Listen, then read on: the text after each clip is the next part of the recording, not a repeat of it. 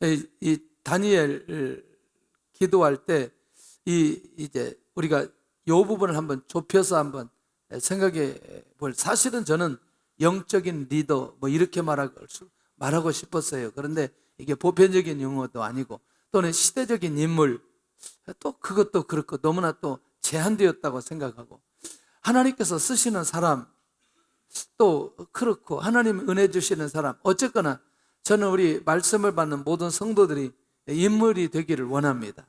이 기본적인 이 마음이 제 안에 있어요. 여러분, 시간이 짧기 때문에 집중해 주시기를 바랍니다. 이 간증을 듣다 보면 누주해져 가지고 우리가 말씀을 듣는 집중력이 떨어질 수 있거든요. 15분이기 때문에 여러분들 잘 집중하면 굉장히 놀라운 역사가 일어나게 될 줄로 믿습니다. 첫째는 뭐냐면 항상 위기의 상황 속에 있는 사람이었어요. 예. 그러니까 그것은 어떤 한 사람을 얘기하는 게 아니라 오늘 우리가 전체적으로 성경에 나타나는 인물들, 시대적인 인물들을 보면 항상 어느 상황 속에 있다? 위기의 상황 속에 있다는 겁니다. 이게 공통점이라는 거죠. 그런 면에서 오늘 본문에 등장되어지는 다니엘도 항상 어떤 상황 속에서냐? 위기의 상황 속에 있었다는 것이죠. 왜냐하면 삶 자체가 위기예요. 이 바벨론에 포로로 잡혀왔기 때문에 자기의 자유의지가 전혀 있지 않은 사람이 사실은 다니엘이기 때문에 오늘도 뭐예요? 자, 느부갓네살 왕이 꿈을 꾸고 꿈을 해석하지 못하는 것 때문에 멀쩡한 다니엘까지 죽어야 되는 상황까지 이 다니엘이 경험하게 되는 것을 보게 됩니다. 그 다음에 두 번째는 이 시대적인 인물은 공동체의 위기와 개인의 위기를 통과한 사람이라는 거죠. 그러니까 위기의 상황 속에도 있지만 두 번째는 그 위기의 상황을 통과해버리는 거죠. 나가버리는 거죠. 그러니까 사실은 유다 민족이 망해버렸던 그것 때문에, 바벨론에 포로로 잡혀왔던 그것 때문에 위축되고 좌절하고 더 이상 일어설 수 없는 상황 속에 있지만, 놀라우게도 이 유다가 멸망했던 그것과 바벨론에 포로로 잡혀왔던 이 상황을 통과해버리는 것이 뭐냐면 하나님 앞에 작정하고 기도하는 거죠. 그게 뭐냐? 우상의 진미 먹지 않겠다는 거예요. 그리고 하나님 앞에 엎드려 기도하기 시작하는 거죠. 그러니까 이 두 가지를 한 번에 통과해버리는 순간부터 이 다니엘은 보편적인 일반적인 사람이 아니라 시대적인 인물로 하나님께서 세워가는 결정적인 상황 속에 이 다니엘이 있는 것을 보게 된다는 거죠. 세 번째는 시대적인 인물 중에, 그렇다면 지금 다니엘이 위기를 통과했지만 사실은 계속해서 무슨 속에 있다? 위기 속에 있다는 거죠. 그런데 이미 이 다니엘은 그 위기를 통과해버렸어요. 할렐루야. 지나고 나서 봤더니 그 위기는 이 다니엘이 시대적인 인물이 되도록 하기 위한 위기였기 때문에 그 위기 속에 자기 자신을 던져버리더라는 거예요. 할렐루야. 그런 면에서 결국 시대적인 인물은 위기를 당할 때 이 위기에 대한 자세, 위기에 대한 감각, 이런 것들이 어떤 마음인지에 대한 부분들을 우리가 정확하게 이해할 때에 하나님께서 사람을 세워서 일하시는 것을 보게 된다는 것이죠. 그러니 위기 속에 자기 자신을 던지니 당연히 그 위기 속에서 누구를 경험하게 되느냐? 하나님을 경험하게 되는 것을 보게 된다는 거죠. 자, 1장에서는 이 다니엘이 경험하는 것은 자기의 육체를 통해서 하나님을 경험하게 만듭니다. 그리고 다른 사람이 다니엘을 보았을 때에 하나님께서 역사한 사람이라고 느끼게 만들어 주신다는 거죠. 2장에 와서는 어떻게 하나님을 경험하느냐? 결국에는 다니엘이 느부갓네살 왕이 꾸었던 그 꿈을 다니엘에게 보여주시면서 결국 다니엘은 그 꿈과 그 환상을 보며 하나님을 경험하게 되어지는 거죠. 3장에 가서는 다니엘의 세 친구들을 통해서 사드락, 메삭, 아벳느고의 불문불 속에서 하나님을 경험하게 만들어 주십니다. 6장에 사자굴 속에 들어가서 죽지 않고 살아남으로 하나님을 경험하게 만들어 주십니다.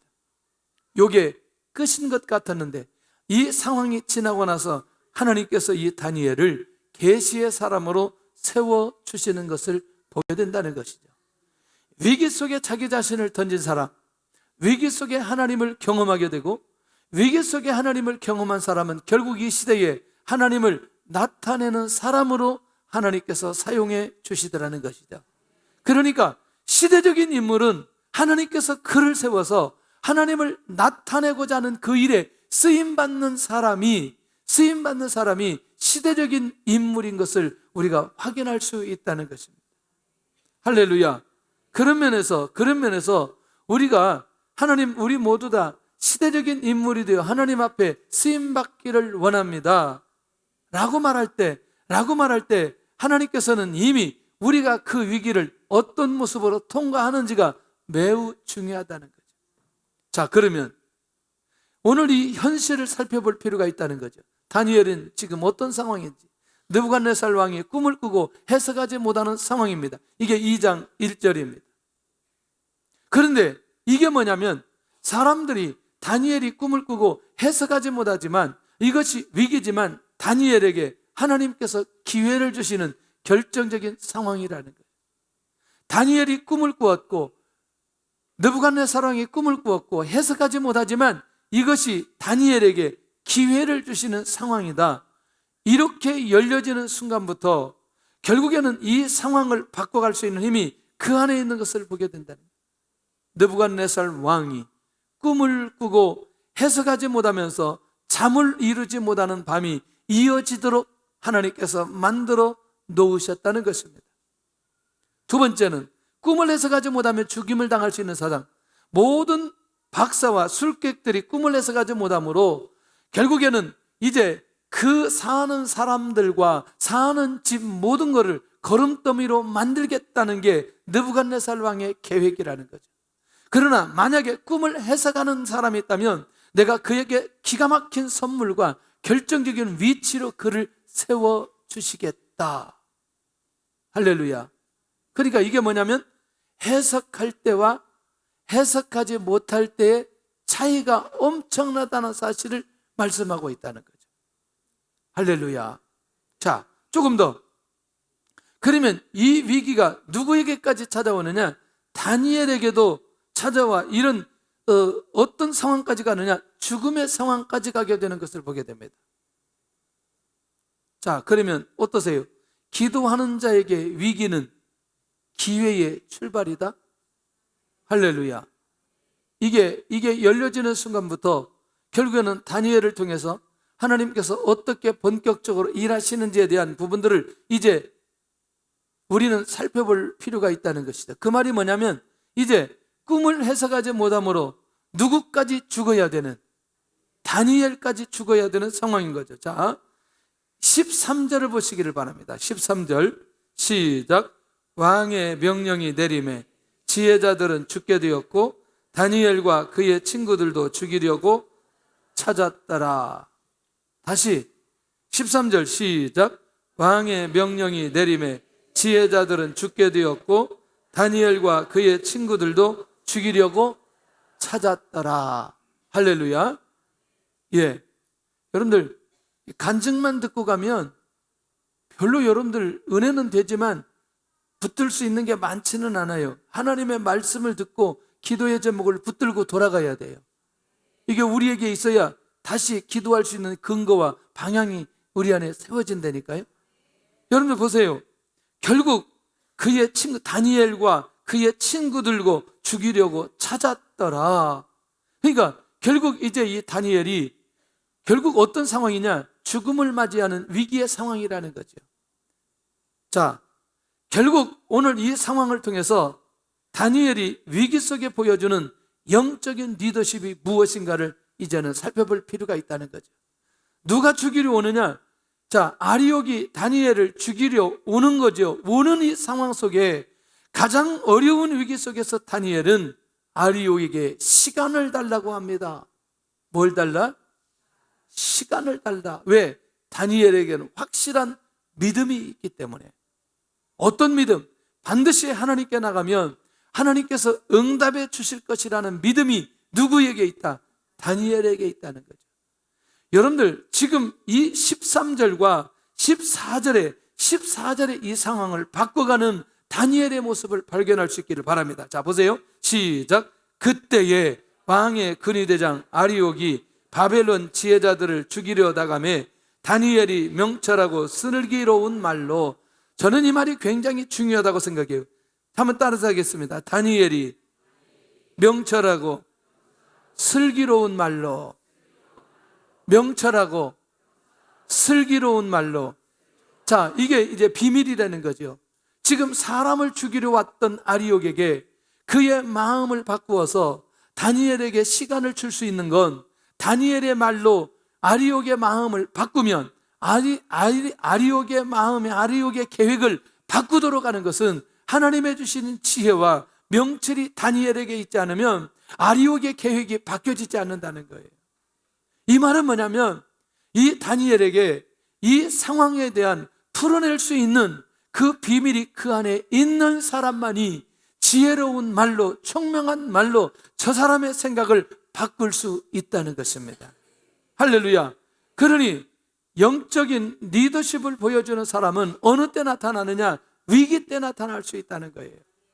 지금 모두 다 죽어야 될 상황 속에 죽지 않고 죽이지 않고 살릴 수 있는 것은 결국 영적인 리더십이 있는 그 사람이, 결국 무슨 얘기하느냐? 아리옥이 사람을 죽이려고 하는 건 다른 게 아니라 왕의 꿈을 해석하지 못하는 것 때문에 사람을 죽이려고 하니 그가 원하는 대답을 주면 된다는 거예요.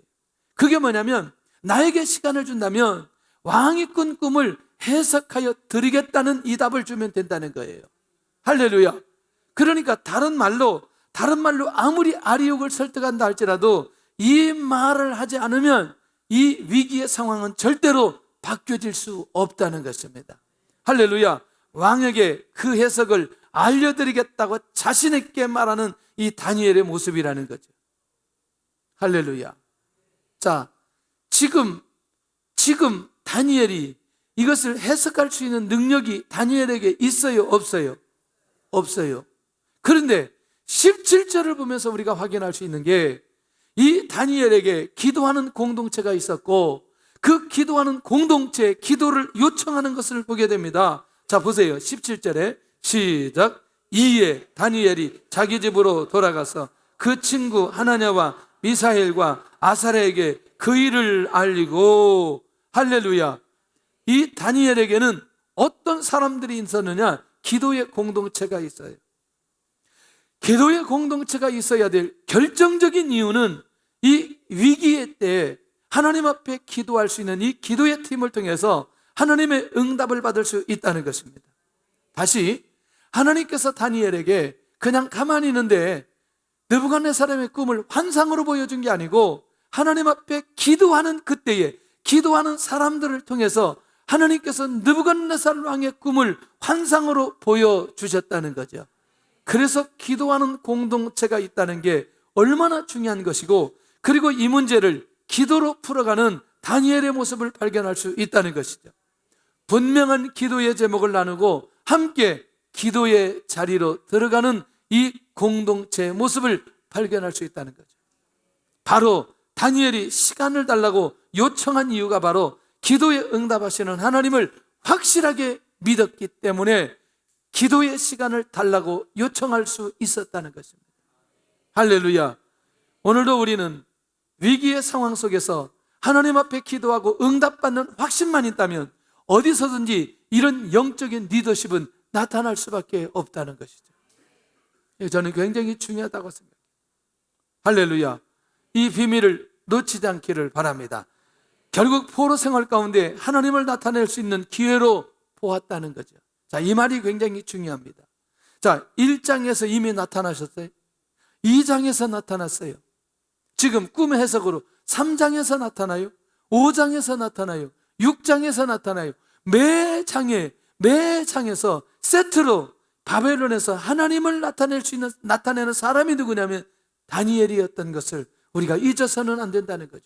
할렐루야. 자, 그다음에 여기까지 우리가 가면 놀라운 이제 응답이 무엇로 나타나느냐? 결론으로 나타난다는 거예요. 밤의 환상으로 누구에게 나타난다? 다니엘에게 나타난다.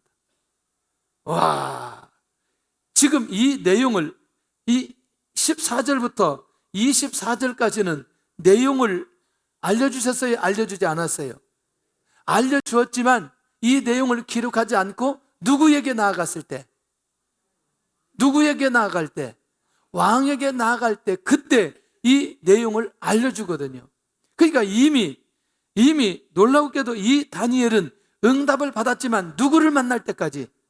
왕을 만날 때까지 응답하신 내용을 말하지 않고 있다는 거예요. 이미 이 내용은 뭐냐면 응답하신 하나님을 찬양하고 있다는 거예요. 이미 응답을 받았다는 거예요. 느부갓네살 왕이 무슨 꿈을 꾸었고 그 꿈에 대한 내용이 무엇인지 해석까지 이미 다니엘은 알고 있었다는 거예요. 왜? 그러니까 하나님을 찬양할 수 있었다는 것입니다. 할렐루야. 뭐라고 찬양하느냐? 지혜와 능력이 여호와 하나님 앞에 있음을, 그 하나님을 찬양하고 있는 것을 보게 된다. 기도하면 반드시 응답해 주십니다. 할렐루야. 기도하면 위기를 극복하도록 역사해 주십니다. 할렐루야. 기도하면 모든 상황을 바꾸시는 하나님을 만나게 되어집니다. 기도하면 그 사람을 통해서 시대적인 사람으로 하나님께서 세움을 받게 되어지는 결정적인 상황까지 가게 해 주신다는 것이죠. 그런 면에서 이제 22절에 가서는 하나님의 능력을 고백하는 거죠. 깊고 은밀한 일을 나타내시고 어두운 데 있는 것을 아시는 하나님, 이 하나님의 능력을 고백하기 시작합니다. 그러니까 다니엘이 이 하나님을 경험하고 난 이후에 결국 하나님의 응답을 받고 난 이후에 하나님 앞에 마음껏 찬양하고 하나님 앞에 영광을 돌리시는 것을 보게 되더라는 거예요. 할렐루야. 오늘 이 밤도 하나님 앞에 기도하고 응답 받았으면 좋겠다. 그리고 우리가 다니엘이 하나님을 찬양하듯 우리도 그렇게 하나님을 찬양할 수 있기를 원합니다. 수많은 위기 속에서도 하나님 앞에 기도하고 하나님의 사람으로 세움받는 이 다니엘, 오늘도 하나님, 내가 이 다니엘처럼 이런 기도할 수 있도록 은혜를 내려 주옵소서. 영적인 리더십이 우리의 삶 속에 나타나게 하여 주옵소서. 그리고 기도 응답에 감격하는 이 다니엘의 모습을 확인할 수 있다는 것입니다. 오늘 우리 찬양을, 우리 함께 기도에 우리 찬양을 하면서 하나님 앞에 예물 드리고 우리 기도의 자리로 들어가도록 하겠습니다.